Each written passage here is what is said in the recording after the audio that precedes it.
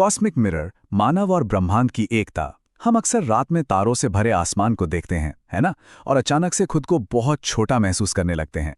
लेकिन आज की हमारी इस चर्चा में हम कुछ ऐसा एक्सप्लोर करने वाले हैं जो आपका नज़रिया पूरी तरह से बदल देगा। हम देखेंगे कि कैसे हम और ये अनंत ब्रह्मांड असल में अलग अलग हैं ही नहीं। जो तारे ऊपर चमक रहे हैं ना, वो कहीं ना कहीं हमारे भीतर ही धड़क रहे हैं। तो चलिए बिना किसी देरी के शुरू करते हैं। क्या होगा यदि पूरी मानवता एक सेब में समा जाए? अब सुनने में ये किसी साइंस फिक्शन फिल्म का डायलॉग लग सकता है, लेकिन सच मानिए ये पूरी तरह से फिजिक्स पर आधारित एक फैक्ट है। और यहीं से हमारी आज की इस दिलचस्प चर्चा की नींव रखी जाती है। 8 अरब, जी हां, अगर हम पृथ्वी पर मौजूद सभी 8 अरब इंसानों के शरीर से उनके परमाणुओं यानी एटम्स के बीच का खाली हिस्सा पूरी तरह से निकाल दें, तो पता है क्या होगा? हमारी ये पूरी की पूरी ग्लोबल पॉपुलेशन सिकुड़कर सिर्फ एक छोटे से सेब के आकार में आ जाएगी। मतलब हमारे सारे बड़े बड़े शहर, हमारी अनगिनत संस्कृतियां और 8 अरब चलते फिरते लोग, सब कुछ इतना छोटा हो जाएगा कि आप उसे अपनी हथेली पर रख सकें। है ना बिल्कुल दिमाग को घुमा देने वाली बात? परमाणविक स्थान या एटॉमिक स्पेस, परमाणुओं के भीतर की विशाल शून्यता, जो ये साबित करती है कि इंसान ठोस पदार्थ से कम और शुद्ध स्थान व ऊर्जा से अधिक बने हैं। तो इसका सीधा सा मतलब यह है कि जिसे हम एकदम सॉलिड या ठोस मानते हैं, वो असल में 99.99% एकदम खाली है। हम सब बस ऊर्जा और इसी खाली स्पेस के चलते फिरते बंडल हैं। हमारी ये जो अंदर की शून्यता है ना, वो बिल्कुल ब्रह्मांड की उस अनंत शून्यता जैसी ही है। हम तारों की धूल से बने हैं। और मैं ये सिर्फ कोई पोएटिक बात नहीं कर रहा हूं, इसके पीछे बाकायदा सॉलिड केमिस्ट्री है। 93%। मॉडर्न एस्ट्रोफिजिक्स हमें एक बेहद हैरान करने वाला सच बताती है। हमारे मानव शरीर में मौजूद करीब 93% तत्व असल में ब्रह्मांडीय मूल के हैं। यानी हमारा ये शरीर सिर्फ इस धरती की मिट्टी से नहीं बना है, बल्कि गहरे अंतरिक्ष के एलिमेंट्स का एक बहुत ही कॉम्प्लेक्स केमिकल स्ट्रक्चर है। रक्त में लोहा, हड्डियों में कैल्शियम, हमारी सांसों में ऑक्सीजन, और ये सब प्राचीन सुपरनोवा में निर्मित हुए हैं। इसका मतलब क्या है? हमारी जिंदगी के लिए जो सबसे जरूरी एलिमेंट्स हैं ना, वो अरबों साल पहले अंतरिक्ष में फटने वाले विशाल तारों, जिन्हें हम सुपरनोवा कहते हैं, उनकी भयंकर गर्मी और दबाव के बीच बने थे। तो हमारी रगों में जो खून दौड़ रहा है या जो ऑक्सीजन हम हर पल ले रहे हैं, वो सचमुच उन प्राचीन सितारों का ही एक सीधा अवशेष है। हम लिटरली तारों की धूल से ही बने हैं। सूक्ष्म और विराट का दर्पण। अब इस केमिस्ट्री से आगे बढ़कर देखते हैं कि कैसे हमारे शरीर का स्ट्रक्चर ब्रह्मांड के स्ट्रक्चर से मेल खाता है। मानव मस्तिष्क का नेटवर्क, जिसमें लगभग 69 बिलियन न्यूरॉन्स होते हैं, और दूसरी तरफ आकाशगंगाओं का ब्रह्मांडीय जाल। इटली के वैज्ञानिकों की एक रिसर्च में ये सामने आया कि हमारे दिमाग का ये जो कॉम्प्लेक्स न्यूरल नेटवर्क है, वो बिल्कुल अंतरिक्ष में फैली आकाशगंगाओं के जाल या कॉस्मिक वेब की तरह काम करता है। इन दोनों की बनावट और डेंसिटी एक जैसी है। जरा सोचिए, हमारे सिर के भीतर ही एक पूरा का पूरा ब्रह्मांड बसा हुआ है। एक तरफ परमाणु संरचना यानी नाभिक और इलेक्ट्रॉन, और दूसरी तरफ हमारा सौरमंडल, सूर्य और उसके ग्रह। ये समानता हमें ब्रह्मांड के सबसे छोटे और सबसे बड़े स्तर पर देखने को मिलती है। जिस तरह हर एक एटम के अंदर छोटे छोटे इलेक्ट्रॉन अपने सेंटर यानी न्यूक्लियस के चक्कर लगाते हैं, ठीक वही नियम हमारे सोलर सिस्टम को भी चला रहा है, जहां बड़े बड़े ग्रह सूरज की परिक्रमा करते हैं। डिजाइन का ये कोड हर जगह बिल्कुल सेम है। फ्रैक्टल्स, प्रकृति का वो डिजाइन कोड जहां ब्रह्मांड हर कल्पनीय पैमाने पर समान पैटर्न को दोहराता है। असल में नेचर हमेशा एनर्जी फ्लो का सबसे आसान रास्ता चुनती है, और इसलिए वो अपने ही सक्सेसफुल पैटर्न्स को बार बार रिपीट करती है। यही वजह है कि हमारे फेफड़ों की बनावट बिल्कुल आसमान में कड़कती बिजली जैसी दिखती है, या फिर अंतरिक्ष की उन विशाल नर्सरियों की तरह जहां नए तारों का जन्म होता है। ये सब एक ही यूनिवर्सल डिजाइन का हिस्सा हैं। पंचतत्व और पवित्र ज्यामिति।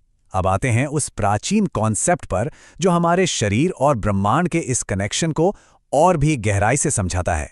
प्राचीन भारतीय दर्शन में एक बहुत ही खूबसूरत बात कही गई है, यथा पिंडे तथा ब्रह्मांडे। मतलब जो इस शरीर में है वही ब्रह्मांड में है, और ये 5 तत्व इसे बखूबी साबित करते हैं। पृथ्वी हमारी हड्डियों में एक स्थिरता बनकर रहती है, जल हमारे शरीर में रक्त के रूप में बहता है, अग्नि हमारे डाइजेशन और सेल्यूलर एनर्जी में मौजूद है, वायु हमारी सांसों और नर्वस सिस्टम को चला रही है, और आकाश वो हमारे एटम्स के भीतर का वही खाली स्पेस है जिसकी हमने शुरुआत में बात की थी। 70% जल की संरचना जो हमारी पृथ्वी की सतह और मानव शरीर दोनों को दर्शाती है।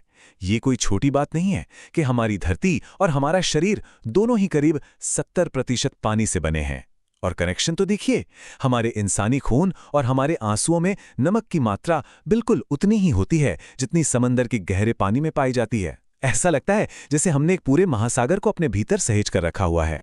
1.161 सिर्फ केमिकल एलिमेंट्स ही नहीं, प्रकृति एक बहुत ही रहस्यमयी मैथमेटिकल ब्लूप्रिंट पर भी काम करती है, जिसे हम गोल्डन रेशियो कहते हैं। ये नंबर किसी कॉस्मिक फिंगरप्रिंट की तरह है जो आपको नेचर के हर हिस्से में देखने को मिल जाएगा। सर्पिल आकाशगंगाएं, समुद्र की लहरें, मानव कान की संरचना, डीएनए के घुमाव, सूरजमुखी के बीच ये एकदम सटीक जादुई मैथमेटिकल रेशियो गहरे अंतरिक्ष में घूमती हुई विशाल आकाशगंगाओं का आकार तय करता है। और मजे की बात यह है कि यही सेम रेशियो आपको समुद्र की लहरों, सूरजमुखी के बीजों के पैटर्न, हमारे डीएनए के कॉम्प्लेक्स स्ट्रक्चर और यहां तक कि हमारे कान की घुमावदार बनावट में भी मिल जाएगा। हम सब लिटरली एक ही मैथमेटिकल डिजाइन से बुने गए हैं। ब्रह्मांडीय लय और कंपन, स्ट्रक्चर और मैथ से आगे बढ़कर अब जरा उस रिदम की बात करते हैं जिससे हम और ये ब्रह्मांड एक साथ धड़कते हैं। एक तरफ कॉस्मिक माइक्रोवेव बैकग्राउंड यानी ब्रह्मांड का कंपन और दूसरी तरफ मानव हृदय की धड़कन और रक्त प्रवाह। आपको पता है, अंतरिक्ष बिल्कुल शांत नहीं है। स्पेस एजेंसीज ने अंतरिक्ष की एक बहुत ही सूक्ष्म, लगातार चलने वाली वाइब्रेशन को रिकॉर्ड किया है। और जब कोई इंसान गहरे ध्यान में होता है तो उसके दिल की आवाज़ और ब्लड फ्लो की रिदम ठीक इसी कॉस्मिक वाइब्रेशन के साथ सिंक हो जाती है। हमारी धड़कन असल में उस अनंत अंतरिक्ष की ही धड़कन है। चंद्रमा की कलाओं द्वारा समुद्र के ज्वार का नियंत्रण और मानव भावनाओं पर चंद्रमा का प्रभाव, बिल्कुल वैसे ही जैसे चांद अपनी ग्रेविटी से समंदर की लहरों को अपनी ओर खींचता है, इसकी रिदम हमारी भावनाओं पर भी बहुत गहरा असर डालती है। भाई, आखिर हमारे अंदर भी तो 70% पानी ही है ना। चांद हमारे भीतर के इस जल को कंट्रोल करता है, जबकि सूरज हमारे सोने और जागने की बायोलॉजिकल क्लॉक को सेट करता है। हम पूरी तरह से इन खगोलीय पिंडों के इशारों पर चलते हैं। पहला, ऊर्जा को नष्ट नहीं किया जा सकता, केवल रूपांतरित किया जा सकता है। दूसरा, एक मरता हुआ तारा नए तारों के लिए नर्सरी बन जाता है। और तीसरा, मानव शरीर नए जीवन के सृजन के लिए पंचतत्वों में लौट जाता है। ये ब्रह्मांडीय नियम सिर्फ हमारे जीने तक ही नहीं, मृत्यु के बाद भी लागू होते हैं। जैसे अंतरिक्ष में एक मरता हुआ तारा फटकर नए तारों को जन्म देता है, वैसे ही मानव शरीर भी वापस उन्हीं 5 तत्वों में मिल जाता है ताकि नई जिंदगी की शुरुआत हो सके। स्वयं का अनुभव करता ब्रह्मांड। अब हम इस चर्चा के सबसे अहम पड़ाव पर आ गए हैं, जहां हम ये समझेंगे कि इस सारी साइंस और फिलॉसफी का हमारे लिए असल में मतलब क्या है। हम ब्रह्मांड का वो तरीका है जिससे ब्रह्मांड खुद को महसूस कर सकता है। कार्ल सगन का ये कोट सिर्फ एक वाक्य नहीं है, ये हमारे वजूद का सबसे गहरा सच है।